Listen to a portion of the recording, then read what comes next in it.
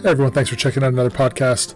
I'm glad today to have my friend Brian Burghart with me. We're going to talk about the documentation of police-related deaths in the United States. So when someone dies, whether that be they're shot by the police, they're involved in a traffic accident while fleeing from the police, they commit suicide to avoid being taken into police custody, all of these types of deaths, how they're documented in the United States and how they're not documented in the United States. He's the creator of a database called Fatal Encounters, and what they try to do is document every police-related death since January 1st, 2000. So we're going to talk about his career in journalism, how he began that career, and then how he made the transition from a career in journalism to this new passion of his, which is managing this database, collecting these data, organizing them, and then sharing them with the rest of the world.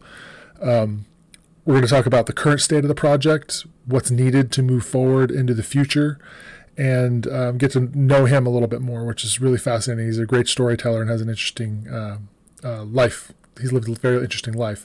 If you are interested in supporting Fatal Encounters, go over to fatalencounters.org, learn more about the project, and then donate. They do depend on donations, and it's very important work. So anything you can do to help would be much appreciated. If you want to help this podcast, if you find this useful, please like, follow, subscribe, whatever platform you're on. Write a review if it's on iTunes, wherever you're watching it. That really helps make sure, or listening to it, that really makes sure that more people get to check these out. So I appreciate it, and without any further ado, let's have a conversation with Brian. Hey, so thanks again for taking the time to join me. I know you're busy, you're always working, so I know your time is valuable. You're either working or you're off on some adventure. Yeah, that's me. So I did a brief intro before we got started and gave everyone the broad strokes of who you are, but just to maybe help us get an idea of where you're coming from as a person, can you just tell us by where you grew up? Where did you grow up? Well, I grew up in a place called Falls City, Nebraska, which is in the southeast corner of Nebraska, and it's only famous, or its main claim to fame was a movie called Boys Don't Cry. Okay.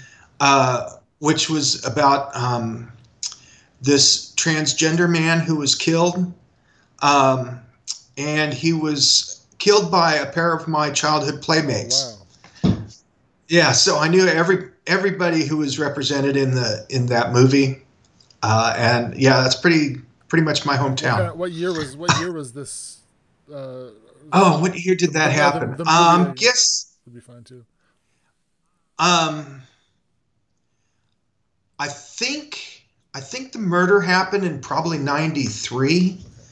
And Boys Don't Cry, I think Hilary Swank won Best Actress for it or something. It sounds familiar. I can't remember. I'll have to check it out. So you say that's sort of emblematic of that town. Can you? Yeah. That's a little revealing. Can you maybe tell me a little bit why you feel that way? Well, Falls City, Nebraska has long been one of the most conservative states in the country. It's the closest black person in when I was growing up lived in Hiawatha, Kansas, which was 17 miles away. No, just totally homogenous. I'm not sure how to describe it. Just very rule oriented. It's like I couldn't fit in that town to save my soul.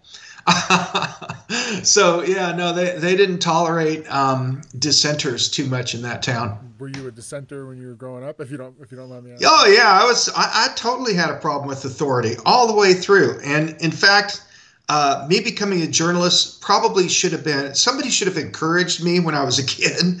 They might have gotten better success if they'd encouraged my activities towards something that was fairly, positive. And what did you do? What did you do to keep busy growing up? What was there to do? And there's nothing to do. I played sports. I read just everything I could get my hands on, listen to music. I had a job from junior high, full time, most through high school. It was just your typical small town Nebraska farming community upbringing. What did your parents do? Were they working in agriculture? No, my dad was the town doctor, and my mom was, she raised us kids until I think I was about 13 when she got a job at my dad's office. But yeah, Dad was he was a country doctor. He's retired many years now. But he used to take me along on house calls. So we'd go to these crazy places out in the country. You know, if the person he was seeing had something sort of special about him, like I remember he took me to this one place. This guy had this enormous collection of Native American artifacts, you know, arrowheads and just anything you can imagine. And yeah, we used to go around. It's like when our dogs got fixed, we'd go along with him to the vet, you know, and watch the operation and stuff. So obviously he was sort of engaged in us kids going into the medical profession, which none of us did. So yeah, no, I mean that was great actually. It definitely sort of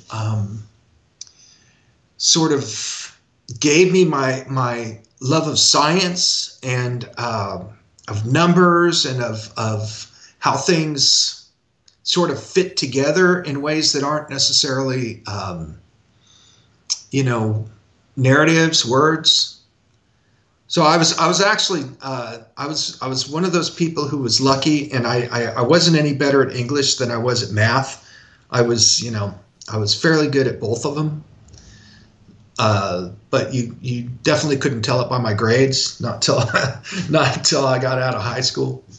So yeah. So you feel like you're in this sort of provincial sort of environment. I guess that's the word. Like I lived in a small town when I was a little kid too, like, and it was, you know, just a few hundred people on an island, you know, like, and I didn't see a black person until I was like 9 years old, I think, when I met the first time I met a black person, not on television. Yep. Was, you know, when I was 9 years old. So none of my relatives, you know, were interacting with black folks. It was something completely alien to me. So I can empathize with not, you know, being in like an environment where you're just not exposed to any type of diversity. Right. Well, I didn't meet my first person who spoke Spanish till I was 16. I was in Scottsbluff, Nebraska. We went to a baseball game. All right. So this is probably weird for people who aren't white to hear this. But I met my first black person. We went to a Kansas City Royals baseball game. Mm-hmm.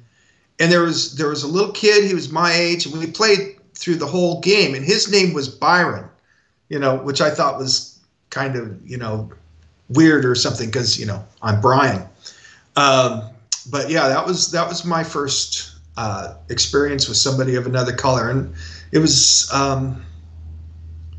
it's sort of, I don't know.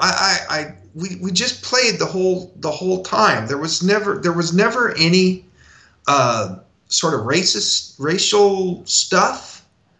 But then I'd go home to Fall City, and you would hear just the most absurd things. And of course, you know, the N-word was thrown around like it was acceptable.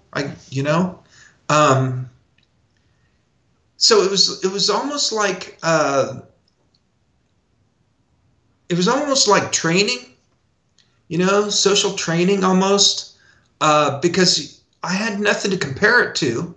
So, you know, you're talking to these people in the barber shop or, you know, at the fertilizer plant where I worked, or, you know, just wherever you interact with people, and they'd say all this crazy stuff. And it wasn't just racist, but there was stuff like talk about the Trilateral Commission, which sort of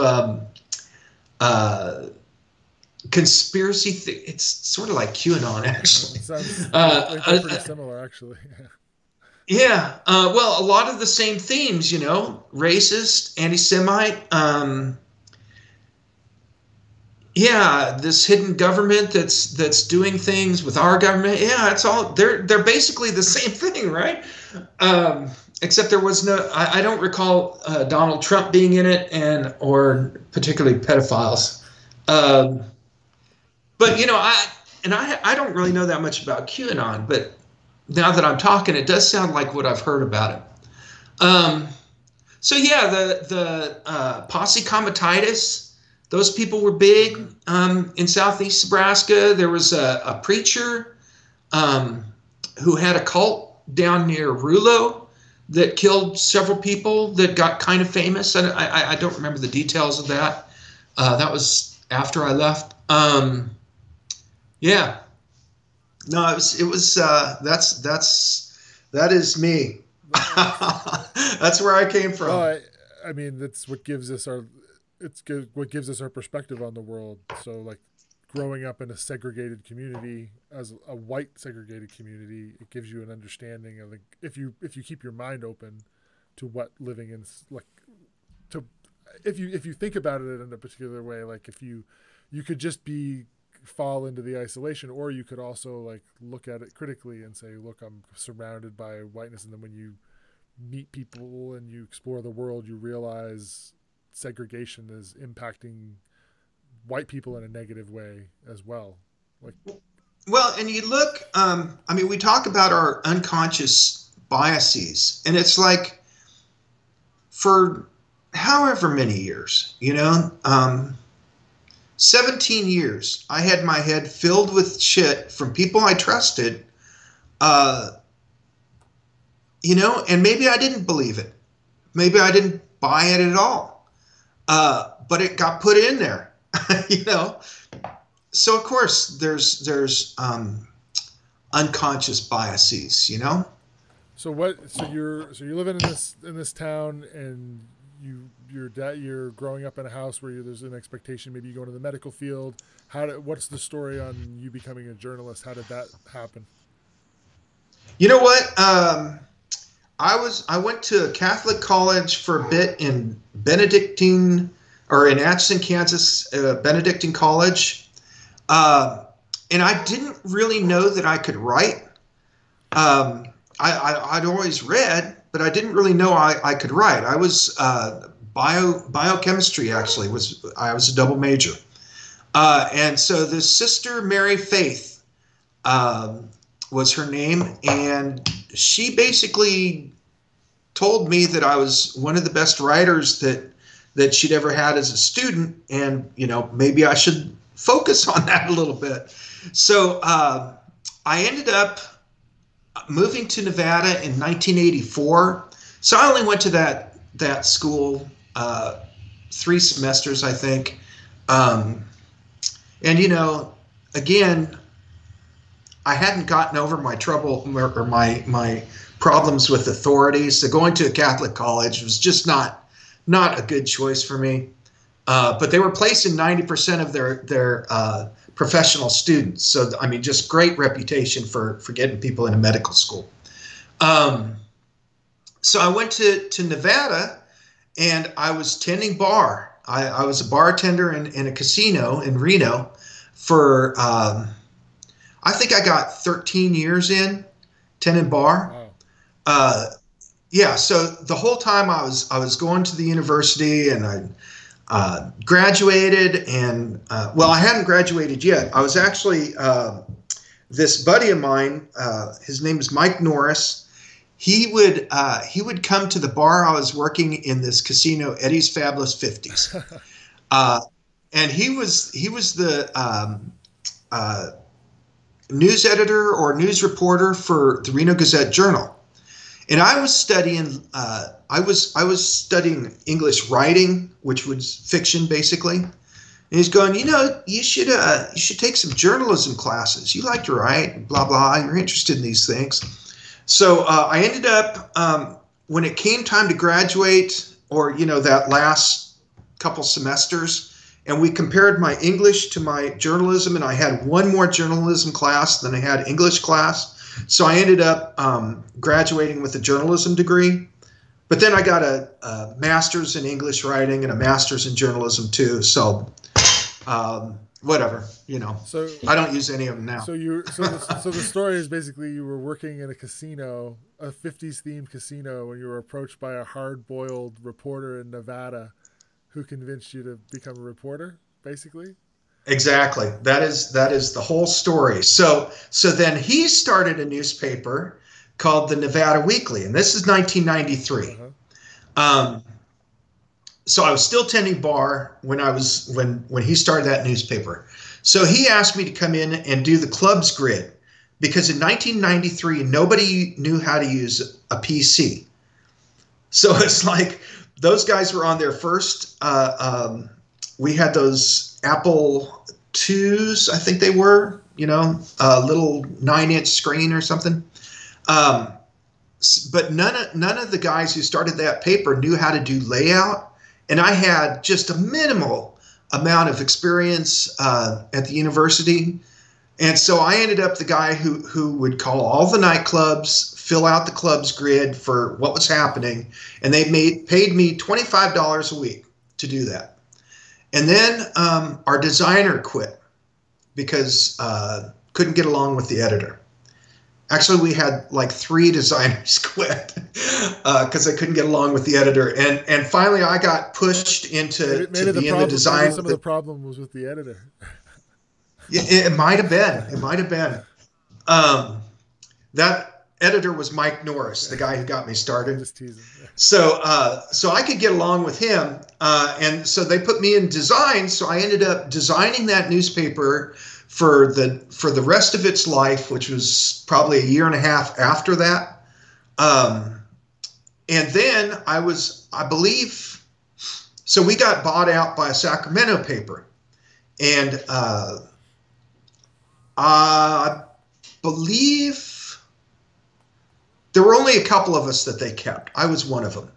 And they kept me because I was doing both editorial writing and design of the grid, and I was designing the whole paper. So, but they kept me to do sort of the back of the paper design, which was more form than art. And then I stuck with it, and I did every job in the paper until I became the editor and publisher. Okay. So I was editor and publisher, or editor and co-publisher, when I started doing Fatal Encounters, which was in about 2012. So let's talk about that. Let's talk about, so you're doing this, you're a reporter, you're running this paper, and then you start this project. But before we move along, so let's talk about what we're going to be talking about, because sometimes people will say, well, officer involved shootings, or police related death. There's all these different terms floating around. What does Fatal Encounters, what phenomena does it capture? Like, what are you recording? We capture anyone who dies during an interaction with law enforcement. So it could be a suicide. It could be a third party, say a person on a bicycle who is run down during a police chase. Run down not by the officer, but by the person who's being pursued. We have a. I'm gonna pull up our little tagline so that we can be very clear on this. We try to document all deaths that happen when police are present or that are caused by police. On duty, off duty, criminal, line of duty, local, federal, intentional, accidental, all of them. We enable people to filter out the deaths that they aren't interested in examining. So, I mean, when we started this project, it was purely experimental. Nobody had ever done, well, I don't want to say nobody had ever done anything similar, because there were crowdsourcing things, but I don't believe anyone had ever done crowdsourcing on a particular issue the way that we did regarding police violence. So it was, since there wasn't any blueprint to follow, I didn't know what people were going to want to study, you know. So I sort of took direction from the arrest-related deaths program. That's, you know, it was part of the Deaths in Custody Reporting Act. Actually, it had antecedents to that. But anyway, their methodology was basically exactly ours. The only thing that we collect that they didn't collect in that was off-duty deaths. And the rationale was for me and us was because often officers aren't ever off duty. Right. They're required to carry a gun whether they have a uniform on or not. So for all practical purposes, they're on duty. So if an officer does something while they're off duty, you know, gets involved in a police-related death, the courts look at it as though they're on duty, and so do, you know, say district attorneys who are examining it. They treat them as though they're on duty. So again, for all practical purposes, they're on duty. So we collected them. So that sort of broadened the definition of what they were doing with the arrest-related deaths collection. One thing, so it might be a little difficult for people to get their head around, because you're saying that you're expanding this definition, and someone might say, well, if the cop didn't kill this person, how can you blame the police? You gave the example of the person, you know, riding their bicycle and being hit by the person fleeing from the officers. When early on in my career, I had an experience like that where one of our police officers, I responded a few minutes, like not even a few minutes, like a few seconds after this happened, really, like probably less than a minute, where it was a motorcycle officer, and it was like really early in the morning, and the liquor, they were not allowed to sell booze anymore inside of the gas station, so you couldn't buy beer for a certain number of hours, you know, after a certain hour, and then you couldn't till I can't remember. I don't remember the rules. So you couldn't buy beer, so a person went in and did a beer run. They grabbed some beer, and they ran out of the store and took off with the beer. And when they did this motorcycle officer was driving by, and he saw the guy run out and get in the car and take off with the beer. And he flipped around and lit him up with his motorcycle lights, and the guy took off, and the officer chased him for just like a couple of blocks. It wasn't like a long pursuit. But while he was chasing him, the guy who was fleeing blew through a red light and T-boned a guy who was on his way to work, and like flipped the guy's car over, and he killed the occupant. And I remember, you know, going up to the car, and it was still like a fresh accident, and the guy's, you know, really badly injured, and there's like the Snickers bar and a pack of smokes and his lunch, and he's just, you know, some guy who's just driving to work. And that wouldn't have happened if that officer hadn't, there's no way to know, of course, but it seems pretty apparent that the reason this guy had blown through that light and killed this guy was because he was fleeing from the police, and the only thing that he was fleeing from the police for was stealing some beer, you know, like this. Right. And so, like, it might be hard for people to get their head around, well, why are the police responsible in some way for that? But, like, in my mind, like, that officer, though he wasn't acting in a malicious way, he wasn't trying to kill somebody, that behavior has implications. Can you maybe give us another example of a situation where it's not the officer directly pulling the trigger, but where officer behavior or institutional behavior leads to a death? Yeah, there was a guy in Reno who was running away from some court officers, and he went into a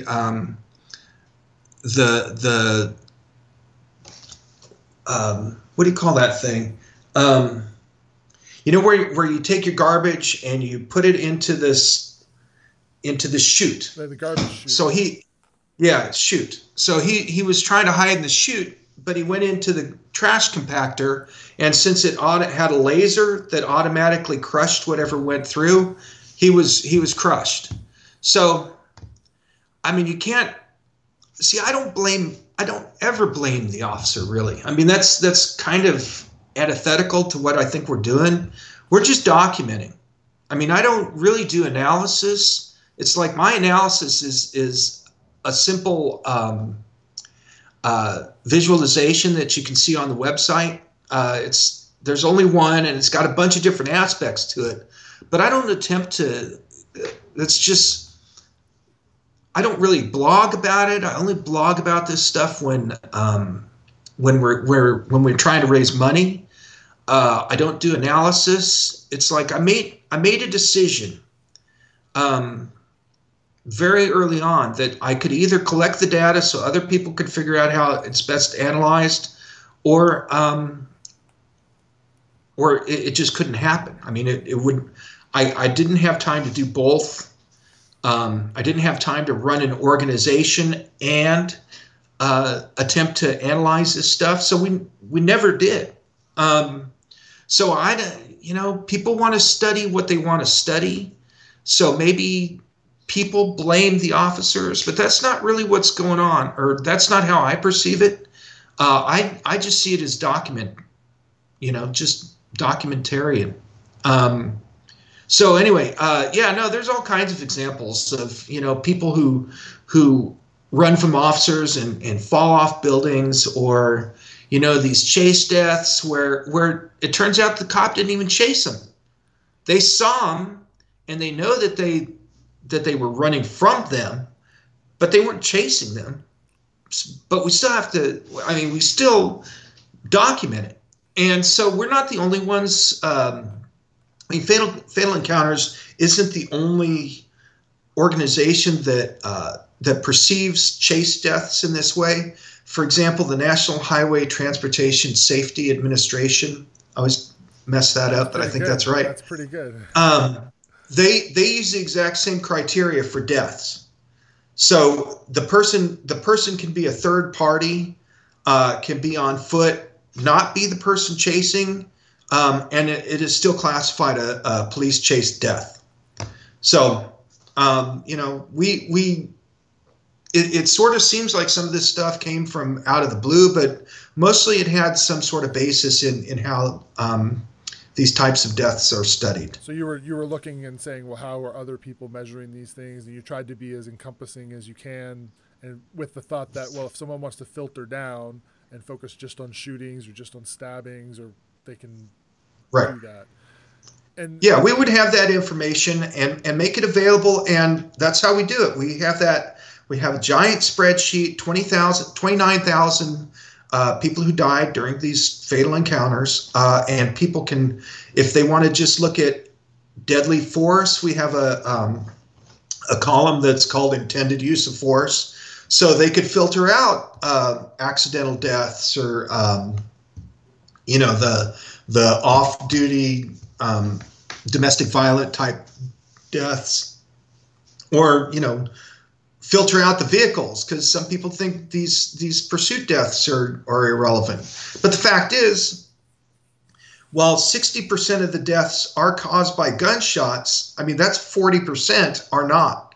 It's you can't look at deadly police violence and simply say, okay, we're going to stop at gunshots. That I can't think of a single other issue where you would say, a little bit more than half of the information is enough.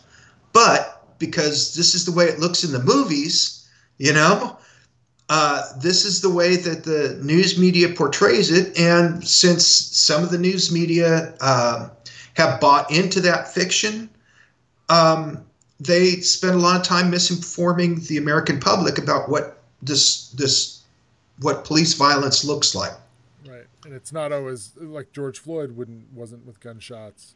Right. And then one of the things that was remarkable for me going through just a year's worth of your data and reading accounts of all of the incidents was how many times I was reading it and found myself saying, "Oh, don't don't chase him.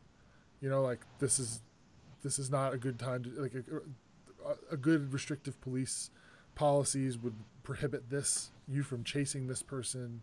So there's either a policy failure or an officer not following policy. But like I would just over and over see instances where I was like, it's not worth putting the community at risk. And I know enough about police policy to know that there are agencies around the country who've come to this conclusion, and reasonable people in law enforcement recognize that you shouldn't chase shoplifters, you shouldn't chase people just for traffic violations, because the risk is not worth the reward. But you see it over and over again. Is that frustrating? That must be frustrating for you. I try and sort of distance myself from what I'm looking at as much as possible. It's like it's kind of hard to explain how I continue to do this. Because there have been a lot of people that I've worked with that can only do it for so long. It takes a certain type to sort of be able to put some distance between what you're looking at and what you're seeing and what you're typing or something. I don't know how to explain it.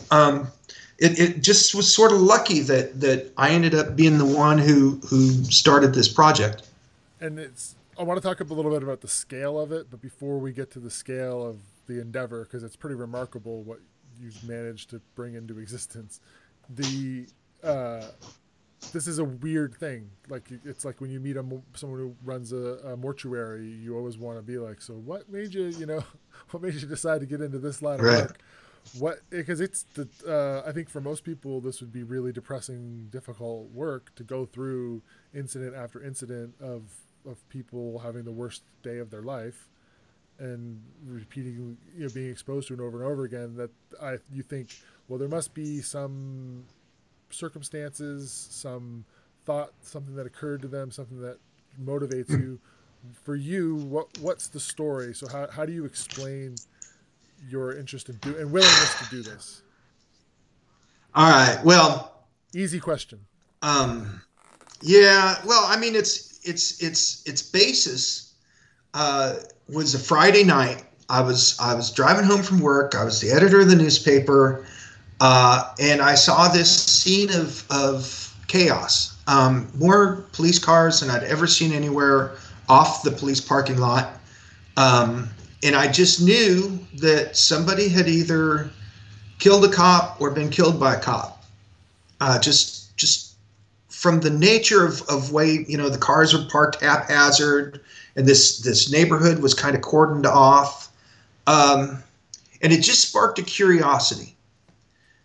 So I went home, I cracked a bottle of red wine, that cheap Costco red wine, and I started researching because how often does that happen? I mean, that was really the question.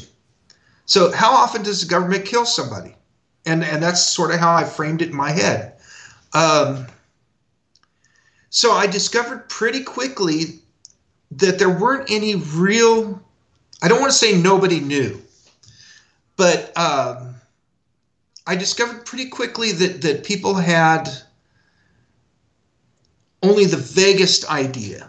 So at the time, the instrument that most people used to track this were the supplementary homicide reports, which is part of the Uniform Crime Report collected by the FBI.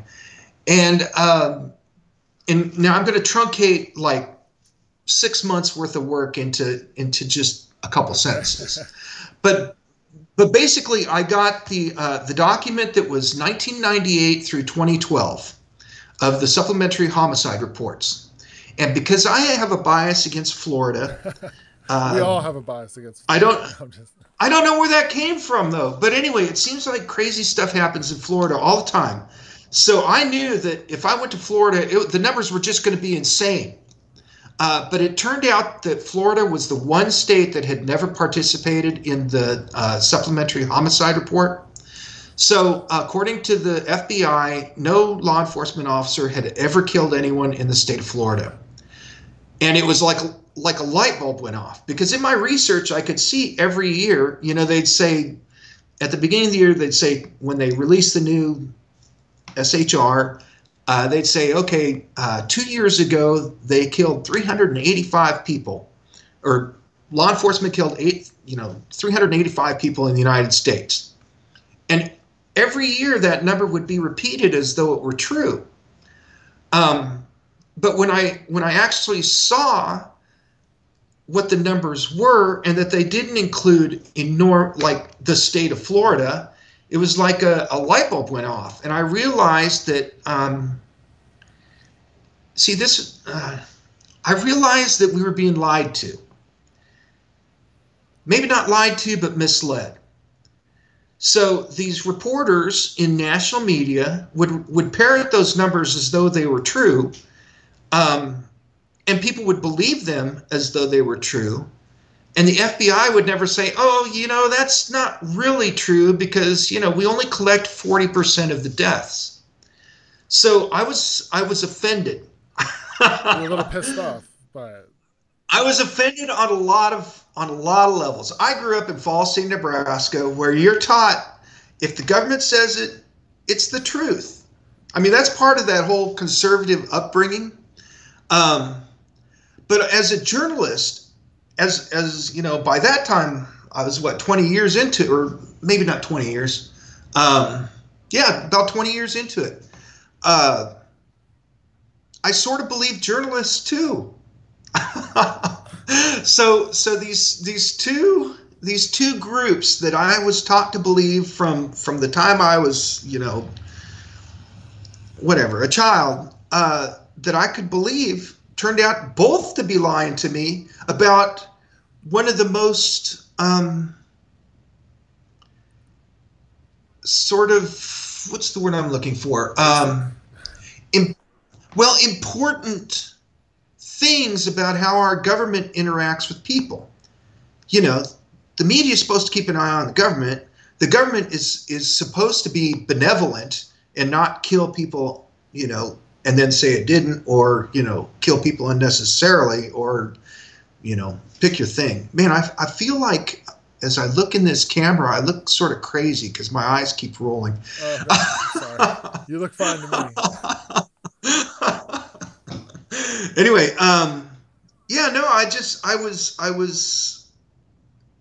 offended is the only word that really works.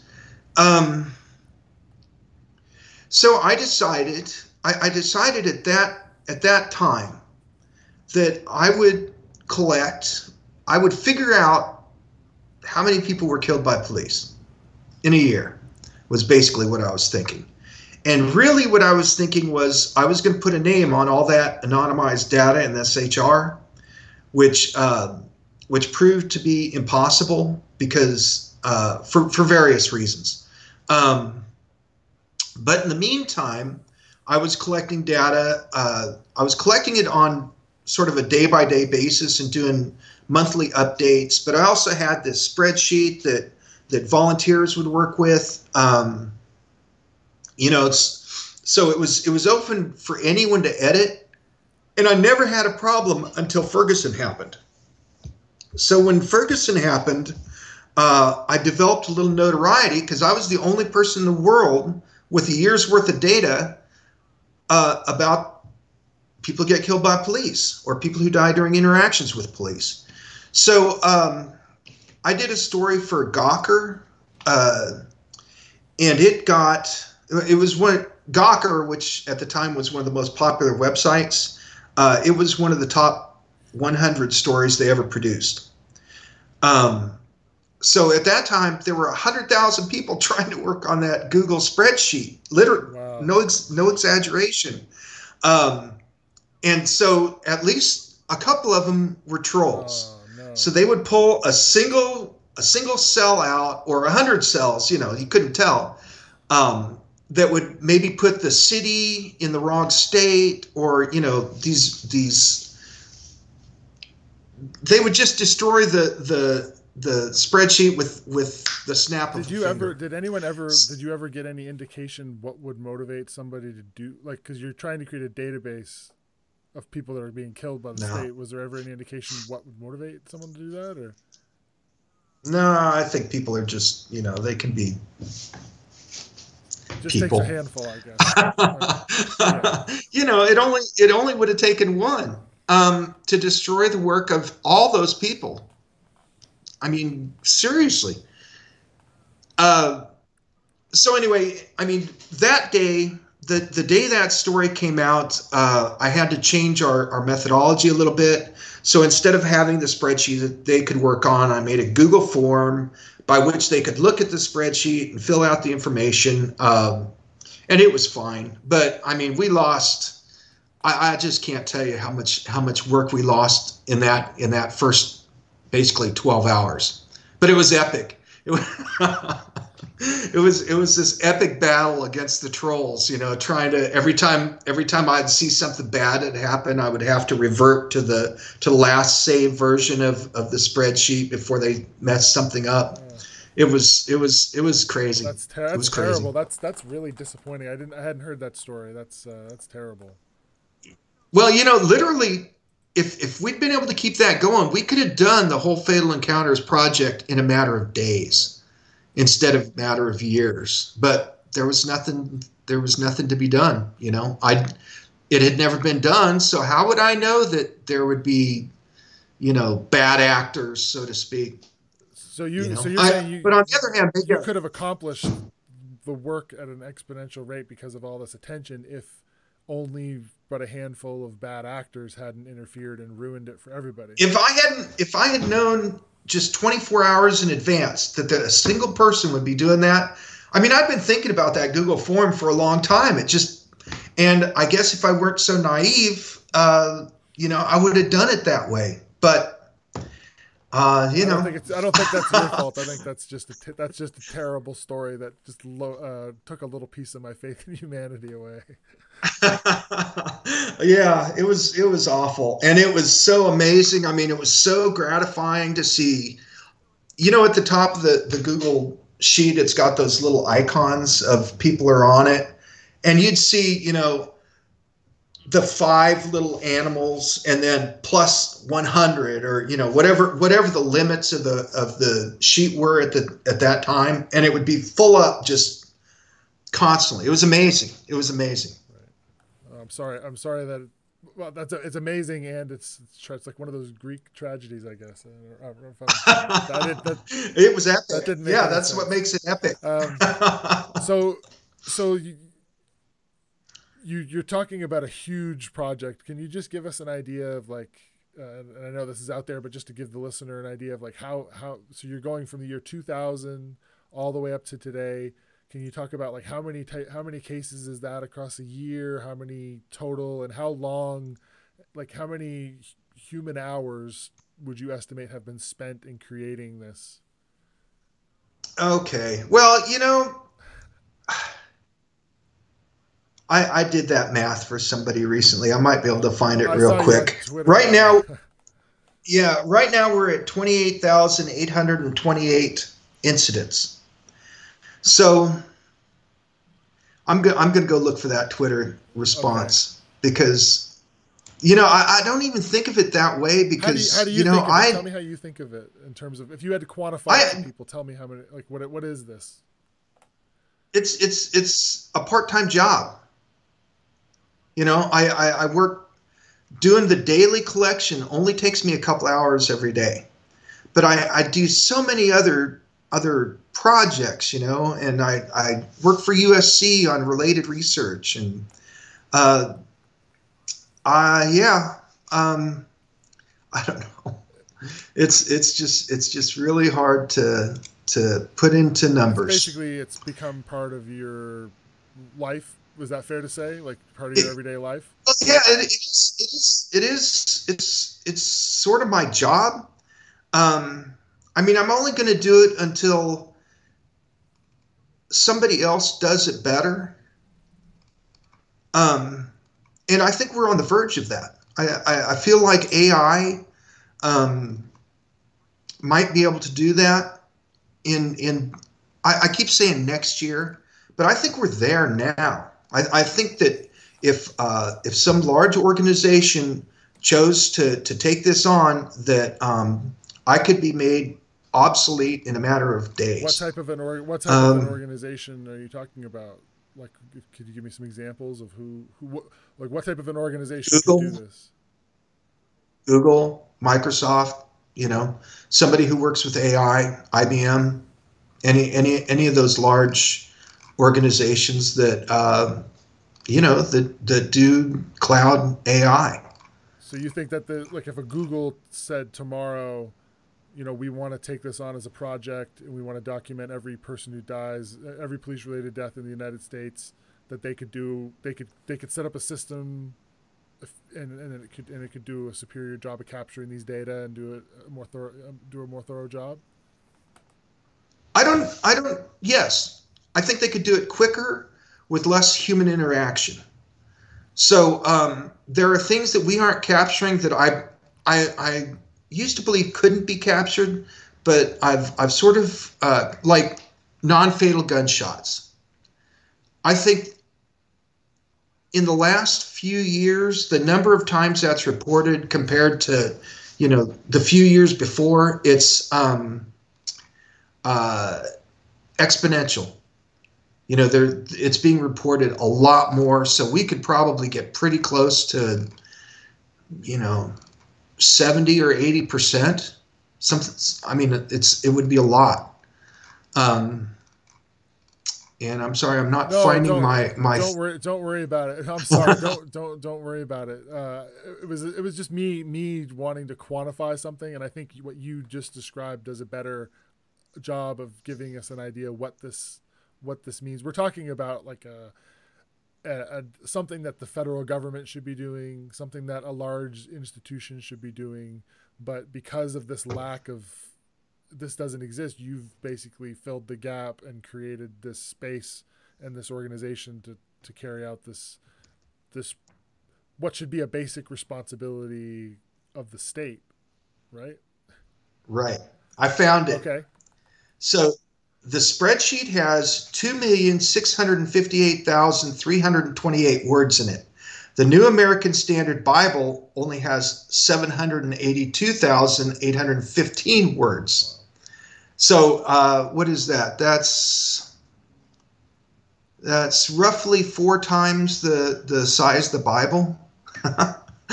And that's just small accounts of people, like short narratives and basic variables of people that have died in the presence of police in this country. Yeah. Who, what, where, when, where. Who, what, where, when, how, and why. Okay. That's all it is. And I try to keep the short descriptions under 100 words. So there you go. But 29,000. So I see in this thing, I said it's been more than a full-time job. The actual collection of the data is not. I mean, I'm usually done with that part by noon. So I get my Google alerts at 8 o'clock in the morning, and it's usually done by noon.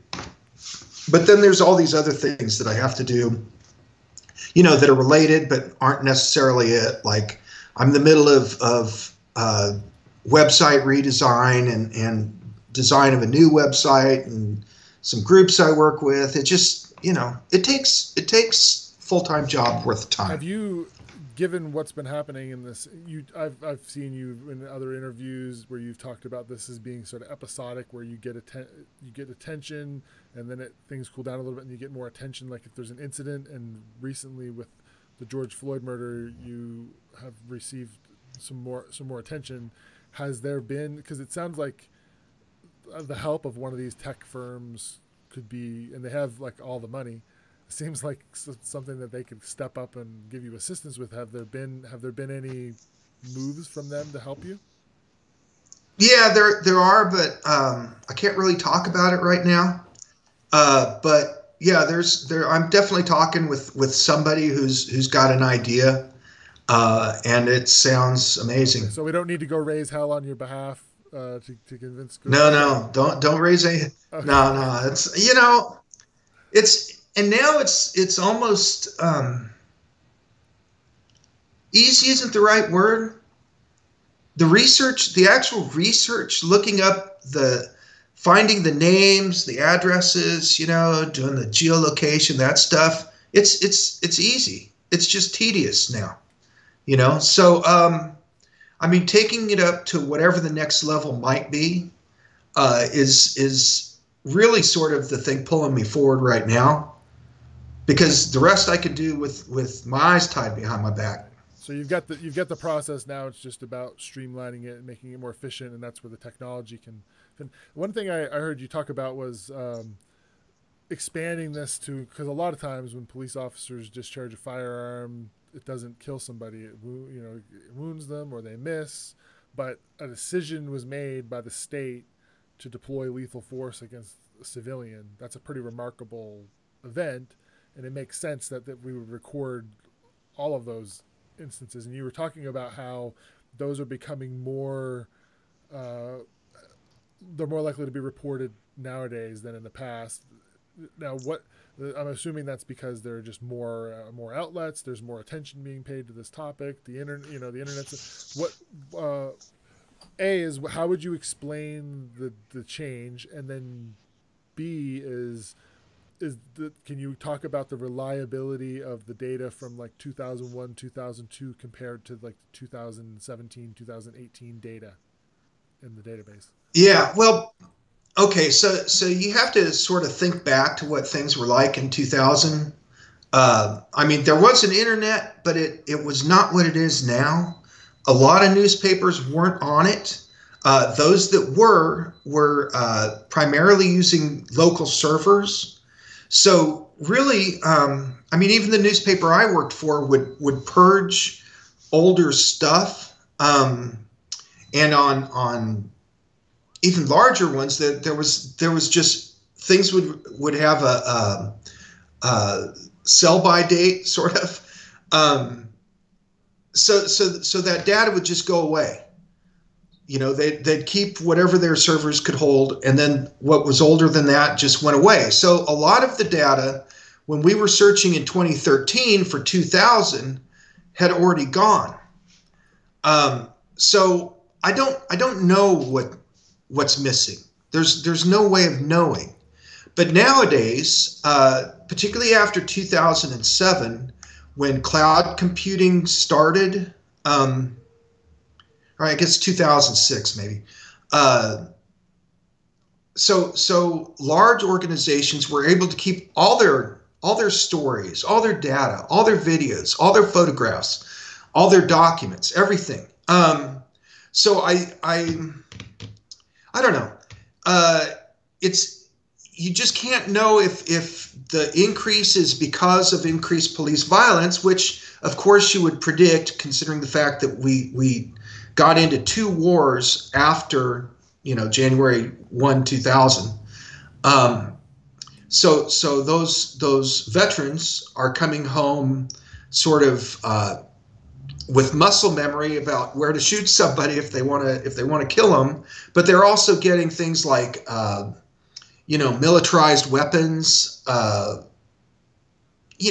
are things that make it look, well, that I'm convinced means the amount of violence has increased. But as far as the data goes, we don't know what percentage of that is because of the increase in violence and what is because of the increase in missingness or in losing that old data. But I can tell you when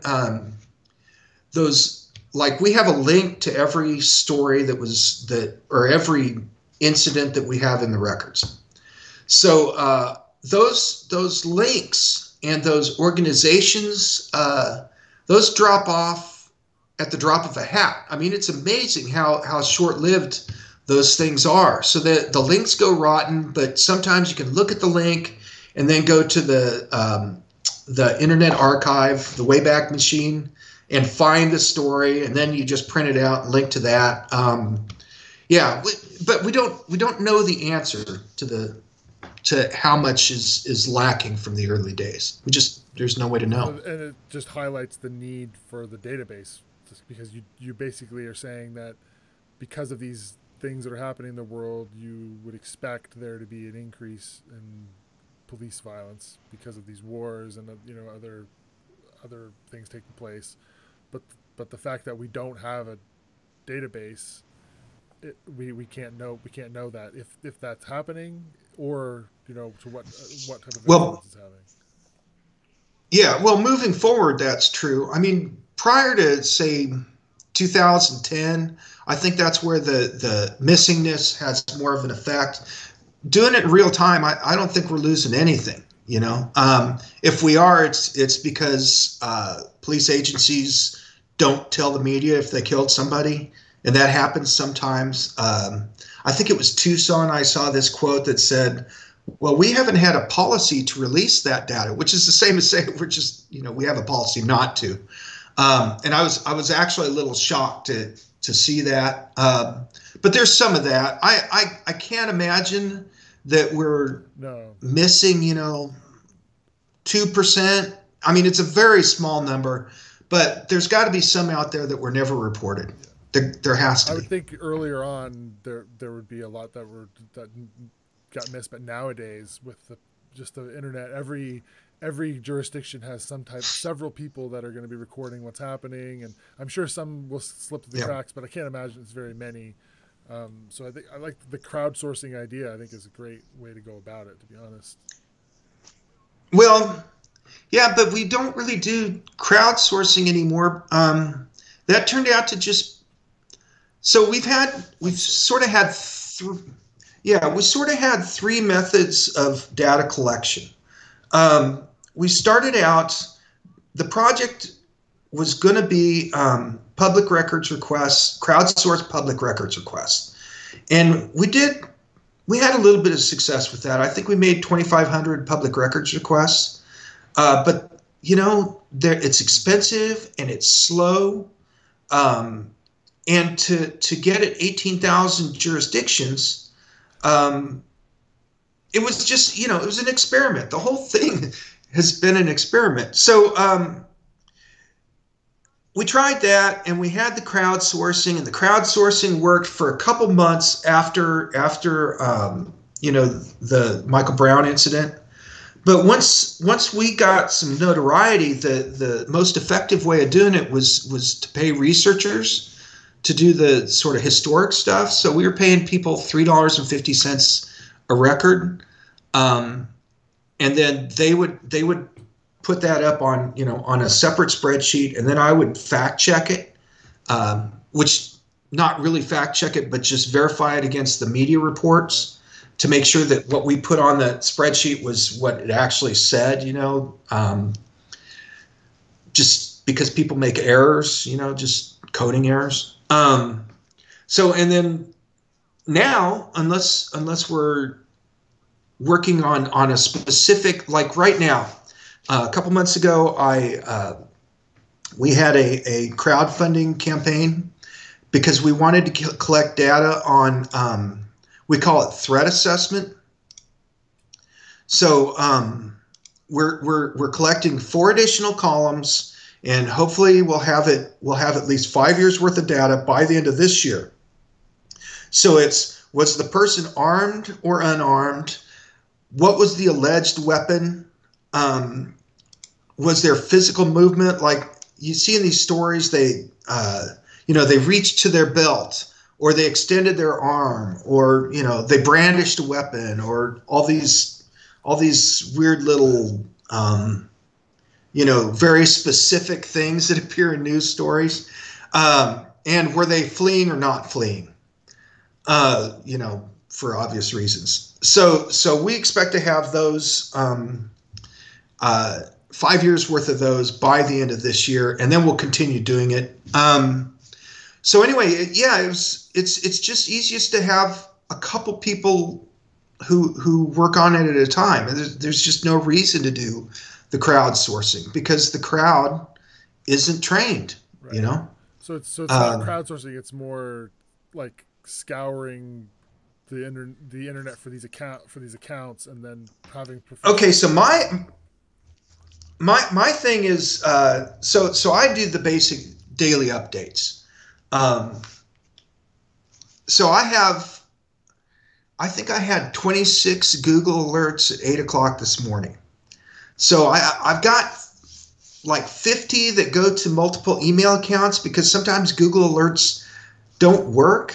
I mean, it's so weird because it seems like it would be something that's just automated, but it's not.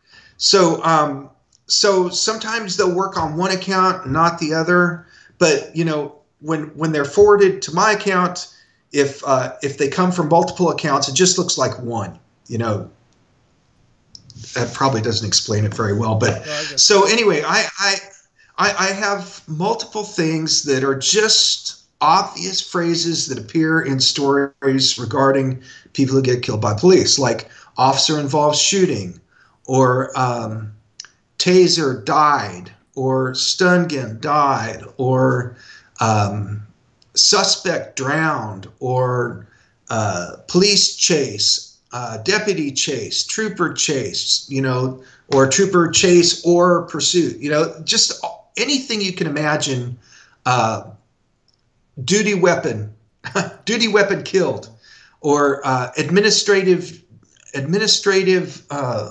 leave, standard administrative leave. Oh, there you So go. anyway, Yeah. Because every story that where somebody gets killed, not everyone, but many stories where somebody gets killed, those words appear, and they aren't always together, but you get the idea. So I just go through those, and it really just doesn't take very long to do it now. So are you generating the narrative yourself now for each of the incidents? Yeah, but generally speaking, the brief description, I try not to type anything. It's like I will copy a nut graph and then modify it, because they don't like to call people by their name in the beginning. They like to call them a suspect or something, So I will modify it to get in the very most basic facts that will enable people. And these aren't researchers like PhD candidates. These are just people who go onto the Fatal Encounters website and want to research, maybe their hometown. So these descriptions give the most basic facts, and if it's, say, the address, I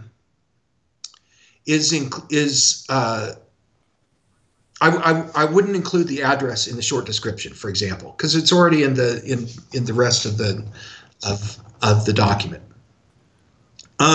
So no, I try to type as little as possible. I try to think about it as little as possible.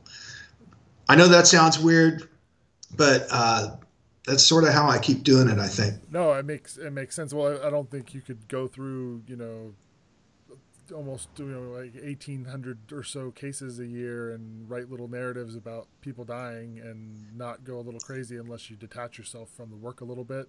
I think you see the same thing with cops. They become a little cold and distant, and they look at the people as sort of just part of their work product after a while as a way to deal with, like nurses. If you're an ER nurse, I think you do the same sort of thing. It's managing traumatic incidents. There's a way that you do it, and sometimes it's making it so that you have a little distance. So I think that's makes a lot of sense that's how it. So somebody who's working for the Bureau of Justice Statistics told me that people who are working with similar data were only allowed to work on it 4 hours a day. Yeah, I know. I can see why. I mean, just the time I spend going through them, I'm like, you read some of them, and then every once in a while you'll go down a little. I have a terrible tendency to go down like the rabbit hole on them, where I'll Me too. I read all the things, and then I'm like, oh, I wonder if a lawsuit got filed, and I'll follow them through, and then the ones where you're like, oh, this is shitty, this shouldn't have happened, or and it's not like, very rarely am I like, oh, these officers are terrible human beings. That it's usually like, this guy freaked out and shot this guy, or he was doing, this is stupid, so it's heartbreaking. Yeah. Well, I mean, one thing you find out from the research is the vast majority of these are good guy against bad guy, good guy protecting himself or protecting someone else, and that's the vast majority of them. But then there's the ones where you get a sense that there's a story not being told. you see certain things that are just sort of that are impossible to believe, you know. Yeah, and those ones are the ones that, you know, that should get a public airing, but in many cases those are the ones that get hidden, and that is what creates frustration in so many cities, you know. Is if law enforcement were just honest, if the media was just honest, if, you know, whomever was just honest and let the facts come out, then people can judge you on the facts, and people shouldn't be afraid to be judged on the facts. But so many, I don't know, administrators or bureaucrats are just afraid of actual people, are afraid of the public looking at them, that they think they'll be prejudged, so they prejudge everybody else. And I mean, the stuff we're seeing in the United States right now is a direct result of these situations being hidden, in my opinion. Yeah, I think this is I think video has done a lot to expose the American public to the realities of what's happening with the security forces here in this country. So, like, and I keep going back to the George Floyd thing, but if George Floyd had been killed 8 years earlier, then there wouldn't have been a smartphone, there wouldn't have been a video recording, and what it probably would have been is a couple of citizens saying they saw these officer kneeling across his neck, and the officer saying no, it was on his shoulder, and then it would have been the toxicology report, and they would have said, well, it's like excited delirium or acute, you know, overdose of this drug, blah blah blah. But because now you have a video of it, then regular folks, it can't just be swept under the rug as easily. Right. One thing I will say is that I have noticed is it's alarming to me when I see an incident where a person is killed by the police, and there's 3 news reports that day or the next day saying police killed somebody, police say this, report will follow, more will follow, we'll follow this story, and then there's nothing after it. There's no follow up, and right. Very rarely do you see like a journalist get at one of these deaths and go in and talk about the person, their family, the circumstances, what led to it, history with the department, like really reporting on what led to that death. So yep. When you do see it, it's like, it's fantastic. I really appreciate it. There are still great journalists out there. Sure. So I don't want to take up too much of your time. I just got two more questions for you, and then I'll get you on your way. I know you got another meeting. So this has been received, I'm assuming, very well. Like, I'm sure you've received a lot of appreciation from the various communities around the country, maybe probably around the world. I've seen lots of people say nice things about you and what you're doing. Have you had any negative feedback? Have you had any kickback? Sure. Yeah, I used to get death threats. I used to get quite a few death threats, actually. But that has cooled down. In fact, it's probably been more than a year since I had one. One of the last ones was one of the weirder ones where they were taking pictures of my house and sending it to me, with some oddly sort of homoerotic messages. Yeah. Nah. And what are the, so if you've had this sort of, is there some sort of strain of logic floating through, like what they find the problem? I think people are more likely to say that I'm causing all this stuff that's going on with the data. In fact, I've seen that, but not really attached with the threat of violence to it lately. But yeah, I got an email last week that said basically that you're causing problems by reporting on what's happening, basically. Yeah. I am the root of this problem. Okay, well, if we just get rid of you, everything will be great. Yeah, don't say that, man. I'm totally kidding. No, we need you for sure. You're doing great work, so we need to keep you around. So before I really appreciate your time. Before I let you go, just one last question is there's a lot of people who are motivated to do something right now. They feel as though that this is an important issue and they want to contribute in one way or another. Is there any way, if somebody wants to help with your work that you're doing, what's the best thing that they can do to help advance that work? You know, you disappeared through half of that. So I think you asked me if there's a way people can help. Yeah, how they can help you and advance this research. What can they do? Well, we can always use more money. You know, every nickel of it goes to the research. If they want to volunteer, you know, I can usually find ways. But nowadays, the volunteering is more technical. Like if people can do visualizations. I like people like that. We do have the ongoing columns where we're doing the threat assessment. So I'm still hiring and training people for that.